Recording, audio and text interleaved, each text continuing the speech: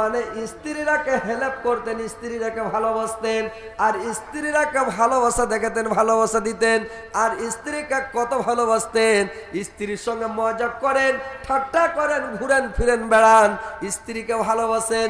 আল্লাহর নবীর বিবি ছিল খাদিজা, সুবহানাল্লাহ। যখন খাদিজা মরে গেল, খাদিজা থাকাকালীন আল্লাহর নবী একটাও বিয়ে করেন, এখানে খাদিজাকে বিয়ে করেছিলেন। খাদিজা মারার পরে আরো 10 জন স্ত্রীকে বিয়ে করেছিলেন। আল্লাহর নবীর মোট 11টা স্ত্রী ছিল। তো ভাইরে আমার, আল্লাহর নবী যখন কোন সভাতে, কোন মজলিসে, কোন জায়গাতে যখন বসে থাকতেন, আল্লাহর নবীর সভায় কোন মানুষ যখন খাদিজার নামটা খালি উচ্চারণ করতেন, খাদিজার নামটা যখন কেউ নিয়ে নিতেন, আল্লাহর নবীর সমস্ত কাজকর্মগুলোকে মানে সমস্ত গল্পকে বন্ধ করে দিতেন। আর সমস্ত গল্পকে বন্ধ করে দিয়ে আল্লাহর নবী সব গল্প বন্ধ করে দিয়া খাদিজার গুণ বর্ণনা করতে লাগলেন, খাদিজার গল্প করতে লাগতেন। রে ভাই, এ মায়েরা বোনেরা ভালো করে শোনেন, খাদিজার গল্প করতে লাগতেন, খাদিজার গুণ বর্ণনা করতে লাগতেন। আমার খাদিজা এমন, খাদিজা আমার, খাদিজা এরকম ছিল, এরকম ছিল, এরকম আমার খাদিজা। আল্লাহর নবী খাদিজার গুণ বর্ণনা করতে লাগতেন। একদিন দেখতে দেখতে আল্লাহর নবীর বিবি আয়েশা রেগে গেলেন। আল্লাহর নবীকে বললেন, স্বামী গো, আপনার সামনে এত সুন্দরী যুবতী স্ত্রী আছে, আর আপনি একটা যুবতী স্ত্রীর গুণ বর্ণনা না করে, আপনার বয়স যখন ছিল 25 বছর, খাদিজার বয়স ছিল 40 বছর, আপনি একটা বুড়ি জাইফি বুড়িকে আপনি বিয়ে করেছিলেন। আর জাইফি বুড়িকে বিয়ে করে আপনি জাইফি বুড়িটাকে বিয়ে করেছিলেন, আর সব সময় খালি জাইফি বুড়ির গুণ বর্ণনা করছেন, খালি খাদিজার নাম নিচ্ছেন, খাদিজার গুণ বর্ণনা করছেন। এবার আল্লাহর নবী আয়েশার উপরে রেগে গেলেন, বললেন, আয়েশা,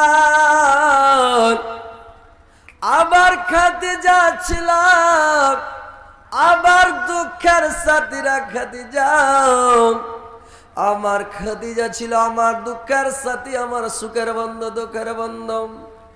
আমার খাদিজা যেদিন আমার মক্কা নগরীতে কোনো আশ্রয়দাতা ছিল না, সারা সৌদিয়ার মাটিতে আমার আশ্রয়দাতা কেউ ছিল না, সেই দিন একমাত্র আমার আশ্রয়দাতা ছিল আমার খাদিজা।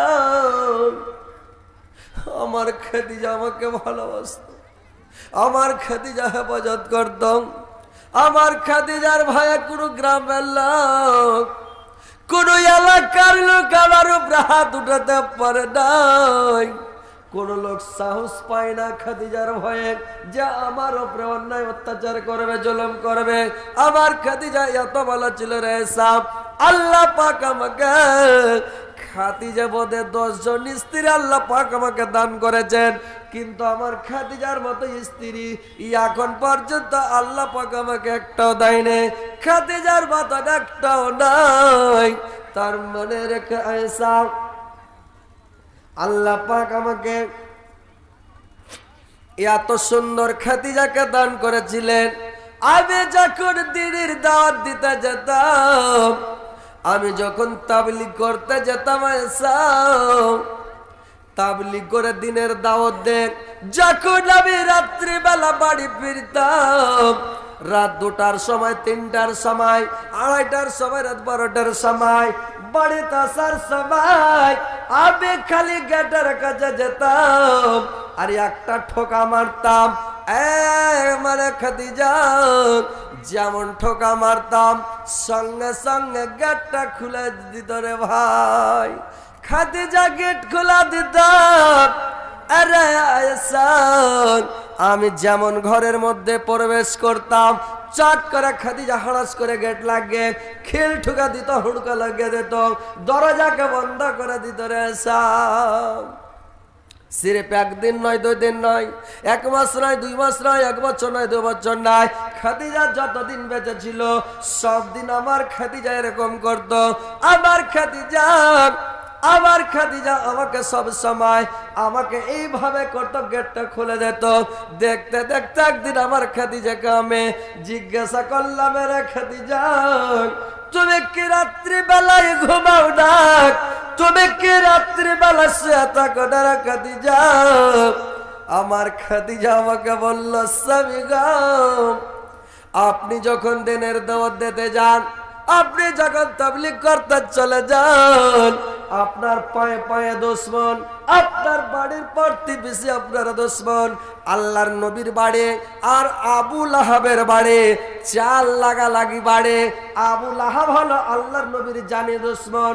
তো যদি দুশমনীরা আপনি যখন তাবলীগ করে বাড়ি আসলেন, আমি যদি বিছানায় শুয়ে যাই, আমি যদি ঘুমিয়ে যাই, স্বামী গো, ল্যাব দিয়ে মুখ ঢেকে ঘুমিয়ে যাব।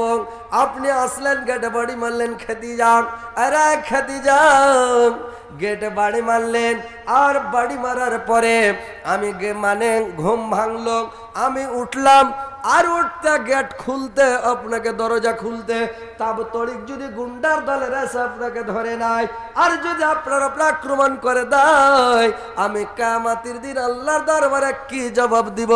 আমি থাকতে যদি আপনার হেল্প করতে না পারি, আপনাকে যদি আমি হেফাজত করে রাখতে না পারি, আপনার বিবি কি করে হলাম, আপনার স্ত্রী আমি কেমন করে হলাম? ওই জন্য আমি কিন্তু রাত্রিবেলা ঘুম যাই না। যখন আপনি তাবলীগ করতে চলে যান, কেওয়ারখানাকে বন্ধ করে দি, কেওয়ারখানাকে লাগিয়ে দি স্বামী গো, আর কেওয়ারকে লাগিয়ে পিঠ লাগিয়ে দি কপাটে, আর পিঠ লাগিয়ে দাঁড়িয়ে থাকি। দাঁড়িয়ে থাকতে থাকতে যখন ঘুম চলে আসে, যখন নিন চলে আসে, কি করবো? এখন পাকে ছেড়ে নিলাম, এখন পায়ের ভরে দাঁড়িয়ে থাকি। এখন পায়ে দাঁড়িয়ে থাকতে থাকতে পা যখন ব্যথা করতে লাগে, আর ঘুম আসে না, পায়ের ব্যথাতে ঘুম আসে না। যখন এই পাটা খুবই ব্যথা করতে লাগে, আবার এই পাটাকে রেখে দিই, আবার এটা পাকে ছেড়ে নিয়ে এই পায়ের ভরে দাঁড়িয়ে থাকি। আর যখন পা ব্যথা করতে লাগলো, আর কিন্তু ঘুম আসে না, এভাবে দাঁড়িয়ে থাকে, সারা রাত দাঁড়িয়ে থাকি। স্বামী গো, আপনি যখন হেঁটে আসেন, আপনার পায়ের আওয়াজটা শুনতে পেলেন, আমার কানে আওয়াজ হয় আমার স্বামী চলে আসলো, আমার নবী চলে আসলো। আমি তখন করে কে যেমন আপনি একটা ঠোকা মারেন খাদিজা, আস্তে হাল্লা করে বলে, বাড়ির পাশে দুশমন, জানি দুশমন পেলে জান মেরে দেবে আবু লাহাব। এবার আস্তে করে কপাটে ঠোকা মেরে বলে, খাদিজা, চট করে কেওয়াড় খুলে দেয়, ভিতরে টেনে পাড়াম করে হুড়কা লাগিয়ে দেয়, যারা কোনো গুন্ডার দলেরা, কোনো সূত্রের দলেরা, দুশ্মনেরা এসে যেন আক্রমণ করতে না পারে, ওই জন্য চট করে কেওয়াড়খানাকে লাগিয়ে দিত। আরে আয়েশা, আবার খাদিজা এত ভালো রে, যে আমার খাদিজা এত ভালো, যে আমার খাদিজা আমার জন্য কত কষ্ট করেছে, কত তকলিফ করেছে, কত কষ্ট করেছে। এখন আমার একটা স্ত্রী এরকম কষ্ট করে না। এরকম স্ত্রী ভাই দুনিয়াতে আছে বলেন তো? আছে জি ভাই? কয়টা লোকের আছে এরকম ভালো স্ত্রী বলেন তো? আছে? পাবেন? ওইরকম স্ত্রী পাওয়া মুশকিল ভাই। 100 এর মধ্যে যদি এক একটা হয় তো হবে, না তো হবে না ভাই, মুশকিল আছে। হয়তো আছে 100 একটা দুটা হবে এরকম ভালো স্বামী ভক্ত, ভালো স্বামী হয়তো 1-2টা আছে, কিন্তু প্রায় অত স্বামীকে ভালোবাসে না। তো কত ভালো স্ত্রী। তো মায়েরা বোনেরা ভালো করে শুনেন, মা বোনেরা তোমরা ভালো করে শুনে নাও, স্বামীকে কিভাবে ভালোবাসতে হবে। আর স্বামীকে যদি ভালোবাসেন, আর স্বামীকে ভালোবাসার পরে যদি স্ত্রীটা মরে যায়, তো স্ত্রীর গুণ গাইবে কিনা? যে ভাই গুণ গাইবে কিনা? পুরুষটা দোয়া করবে কি করবে না? আর যদি স্বামীর পায়ের নিচে স্ত্রীর বেহেশত, স্বামী যদি দোয়া করে দেয়, আল্লাহ আমার স্ত্রীকে জান্নাত দিও, আল্লাহ যা করেছে আমার স্ত্রী, আল্লাহ তুমি ক্ষমা করে দিও, মাফ করে দিও, আল্লাহ তুমি জান্নাত দাও। বাপ আর মা যদি দোয়া করে দেয় বেটার লেগে, আল্লাহ এই বেটাটাকে জান্নাত দিও, আল্লাহ জান্নাত দিয়ে দেবে। তার মানে হাদিসের কথা, আল্লাহর নবী বলেছেন একদম সহিহ হাদিস, যে পিতা মাতার সন্তুষ্টিতে আল্লাহ সন্তুষ্ট। আবার বলা হয়েছে যে মা বাপ যদি রাজি তো আল্লাহ রাজি, আল্লাহ রাজি তো বাপ মা রাজি, পিতা মাতাকে সন্তুষ্ট করবেন, আল্লাহ সন্তুষ্ট থাকবে। তো স্বামী যদি সন্তুষ্ট থাকে তো আল্লাহ সন্তুষ্ট থাকবে, আল্লাহ খুশি থাকবে। তো স্বামীকে ভালোবাসতে হবে। তো এরকম ভালো স্ত্রী আছে শতকরা 2-4টা হয়তো হবে, পাওয়া যাবে, কিন্তু বেশি পাওয়া যাবে না ভাই। কিন্তু মা বোনেরা তোমরা খাদিজার মতন বনে যাও, খাদিজার মতন স্বামীকে ভালোবাসো। দেখেন ভাই, আমার স্ত্রী দুটা, বুঝতে পারছেন, আপনারা শুনেছেন মোবাইলে যে হযরত আলীর আগের স্ত্রী মারা গেছে। তো আমার আগের যেটা স্ত্রী ছিল ভাই, ওটা একদম খাদিজার মতন, বুঝতে পারছেন। যে জালসা করে যখন বাড়ি আসতাম, তো জালসা করে বাড়ি আসলাম, তখন ভাই এত পয়সা করি ছিল না, বড় বড় জালসা করতে পাইনি, থোড়া টাকাতে জালসা করতাম, 400-500 টাকা করে রাইতে জালসা করতাম, এলাকায় কাছে পিতে সাইকেল নিয়ে যেতাম, সাইকেল চালিয়ে জালসা করতে। তো সাইকেল চালিয়ে যখন জালসা করে বাড়ি আসতাম, তখন আমার স্ত্রী কান খাড়ো করে আছে, হ্যাঁ জালসা করছে। যখন দোয়া করলাম, আমিন আমিন করে গেলাম, বলে হ্যাঁ জালসা শেষ হয়ে গেল, মেঘ বন্ধ হয়ে গেল। এইবারে টাকা পয়সা নিলাম, গাড়ি ছাড়লাম সাইকেল, এবার বাড়ি আসছি, কান খাড়ো করে আসছে কোনো। আর আমাদের বর্ডার এলাকা বাড়ি ভাই, বাংলাদেশের বর্ডারের পাশে, চোর চুহার খুব, ডাকাত বদমাশ লোক খুব ভাই, ডাকাতের খুব ভয়, বুঝতে পারলেন। তো ডাকাতেরা বলছে মুলি সাহেব টুপি মাথায় দিয়ে থাকবেন, মুলবিকে ধরবে না ওরা। টুপি যদি মাথায় থাকে তো বলবে এটা একটা লাইসেন্স, হ্যাঁ দূর থেকে যেটা মুলবি আছে, হ্যাঁ তো মুলবিকে ধরবেন। একদিন চোর পড়ে গেছে আগা দিয়ে, ওরা কইছে আসসালামু আলাইকুম, কইছে রে বাপরে তো সাংঘাতিক ব্যাপার, বলে মুলি সাহেব যান। হ্যাঁ, তো মুলবিকে সবাই ভালোবাসে। এই যে দাড়ি যদি থাকে, মুলবি নাও হয়, এমনি লোকের দাড়ি থাকে, ওকে ইজ্জত দিবে আল্লাহ, আল্লাহর পক্ষ থেকে ওকে ইজ্জত দেওয়া হয়। টুপি মাথায় দিয়ে আছেন, ওকে আল্লাহ ইজ্জত দেবে। ট্রেনে বসে যান, টুপি মাথায় দিয়ে, বা দাড়ি আছে, বা পাঞ্জাবি গায়ে দিয়ে ট্রেনের সিটে বসে আছেন, ট্রেন চলছে, আর হিজড়া গালা উঠে গেছে, 2 টাকা, যদি টাকা বাহিনী হচ্ছে 2 ফাঁই টাকা বাড়ে, কার গাল ধরা টানছে, কার কান ধরা টানছে, কার পাখিটা হাত ভরে দিছে, টাকা বাহির করছে। কিন্তু একটা মুলবিকে যদি দেখালে ট্রেনের সিটে বসে আছে, ওই গাল্লিটাতেও ঢুকবে না, উড়ে আলো। এটা কে সম্মান দিয়েছে ভাই? আল্লাহ।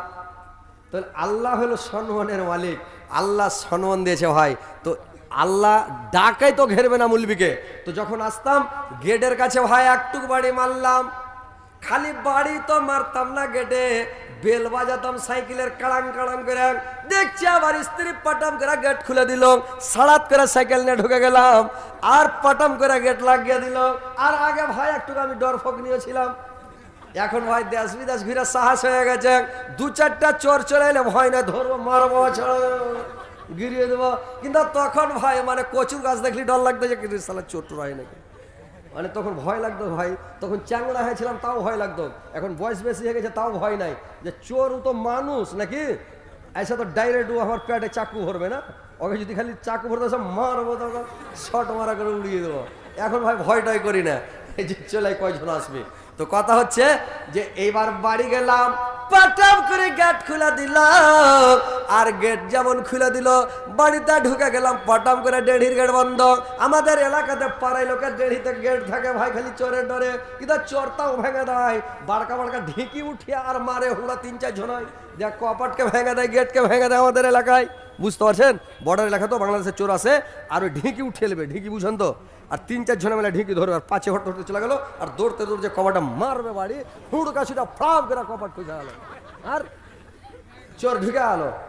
আর চোর ঢুকে যায় একেবারে তাড়াতাড়ি গরু টরু যা আছে, সোনা চাঁদি টাকা পয়সা নিলে, যদি একটু কচর মচর করে, চাকু ঢুকিয়ে দিল, আর পেটে মেরি ফেলে দিব, ওকে দুনিয়া তার বাচ্চা রাখবে না।